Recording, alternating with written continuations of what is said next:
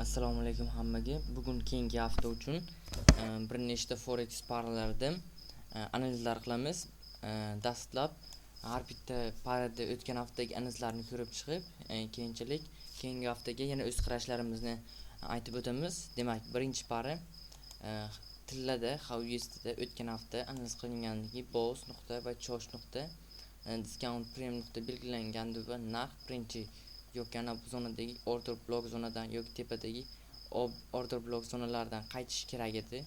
Narx birinchi kelib order block zonasidan ma'lum bir vaqt qaytdi, baribir narx trend o'zgarib, hozircha buy trend hosil qildi.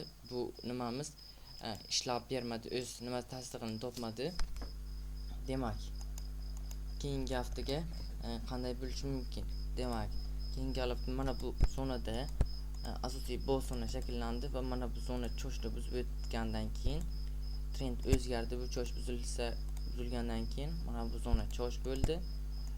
Demak, hozir narx ayni paytda discount zonada va narx mana bu zonadagi iceberg zonadan narx hozircha qaytish qilib berdi.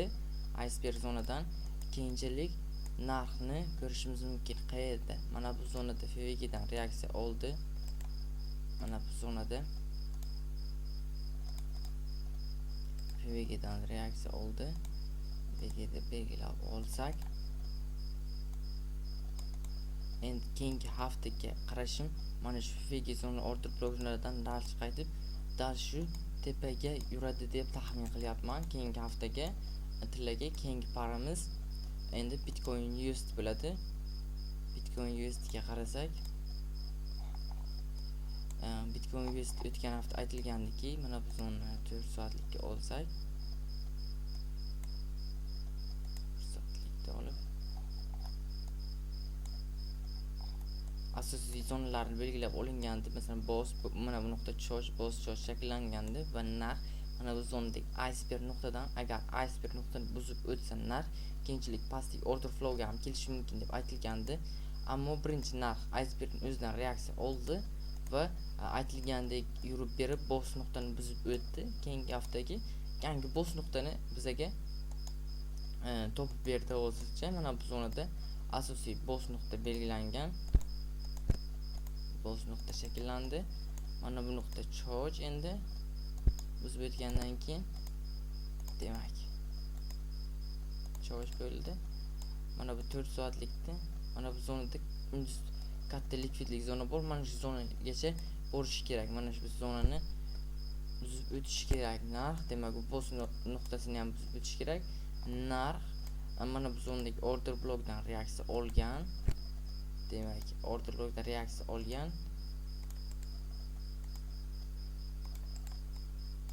Endi keyinchalik narx o'sib o'tgandan keyin pastdagi 5 minutliklarda mana bu zonadagi order blockdan reaksiya olib, darsh tepaga harakatlanmoqda. Keyingi haftagi narx mana shu shaklda tepaga ketishini ko'rishimiz mumkin. BOS nuqtani buzib o'tish uchun mana shunday shaklda tepaga yurishni davom etadi. Endi keyingi paramiz GBP USD bilan Euro USD qaraymiz. Bularga o'tgan haftada 4 soatlikka o'tib olsak, mana bu nuqtada BOS nuqta shakllangan. Trend hozircha long way trend edi va order block zonaga kelgan paytda narx shu yerdan reaksiya olib tepadagi BOS buzib o'tish kerak. Order block keldi va ma'lum bir nuqtada buzib o'tdi va aytilgandek BOS nuqtani buzib o'ta olmadi. Bu yerda asosiy BOS nuqtani buzgandan keyin mana bu nuqtadagi chosh nuqtani buzgandan keyin tepadagi nuqtamiz ham choshga o'zgardi, ya'ni trend o'zgardi. Bu nuqtada change of character trend o'zgardi. Hozircha ana bu zonadagi order flowlar mavjud. Mana bu zonada keyingi haftaga narx kelib shu order flowlardan reaksiya olib yana darsh pastga tushsa ko'p ehtimol bilan tushishi kerak. Shu nuqtalardan 1 soatlikka o'tsak, shu shaklda tepadagi order flowdan reaksiya olib pastga narx ketishi kerak. Keyingi paramiz Euro USD bo'ladi.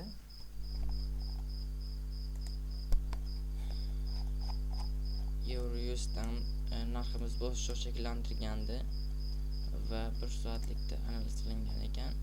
1 soatlikda aytilgandiki, mana shu order block nuqta zonamizdan narx buzib o'tsa, keyinchalik dalish pastga cho'sh nuqtani buzib o'tish uchun harakatlanadi. Agar shu nuqtadan reaksiya olsa, bo'z nuqtani order block nuqtamizda buzib o'tdi va narx dalish pastga cho'sh nuqtamizni buzishga keldi va buzib o'tdi cho'sh nuqtamizni.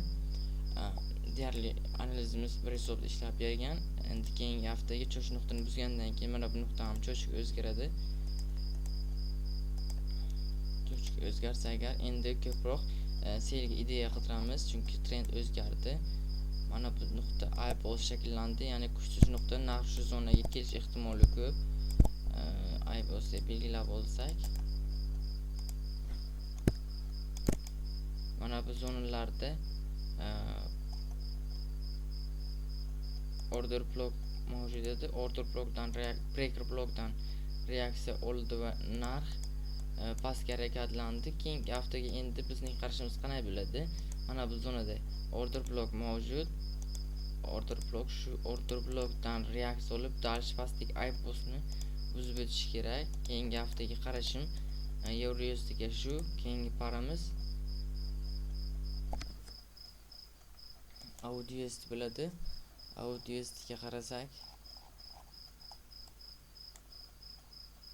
AUD USD aytilgandiki, mana bu yerda narxda boss George iPos aysho shakllangandi va mana bu sonda order block belgilangandi. Order block belgilangandi.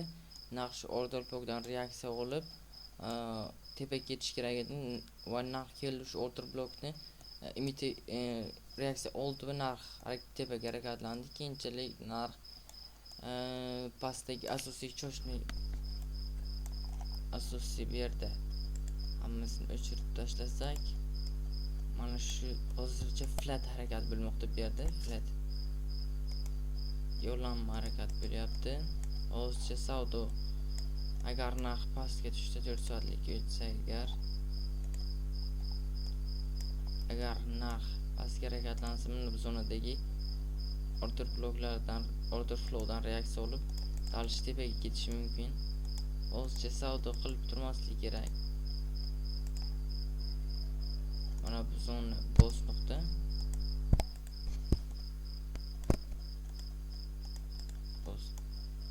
Mana shu ko'rinishni keyingi haftaga bilish mumkin. Bu zonani order flow deb olsak. Endi keyingi paramiz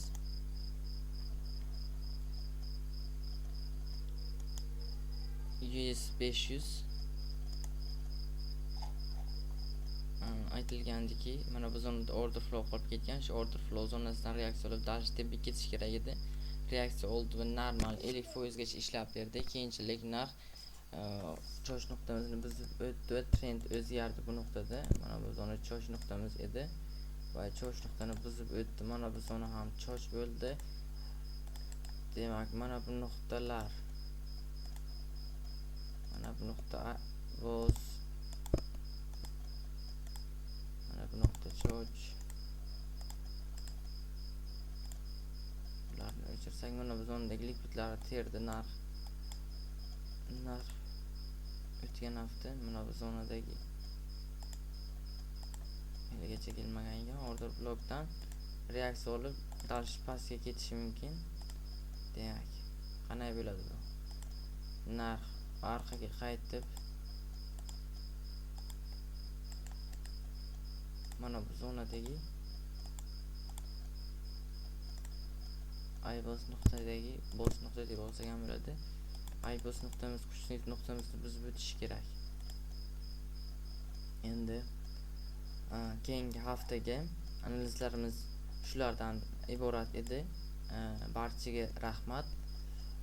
Ba'zi bir kamchiliklar va fikrlaringiz bo'lsa, izohda o'z fikrlaringizni yozib qoldirishingiz mumkin. Barchaga katta rahmat.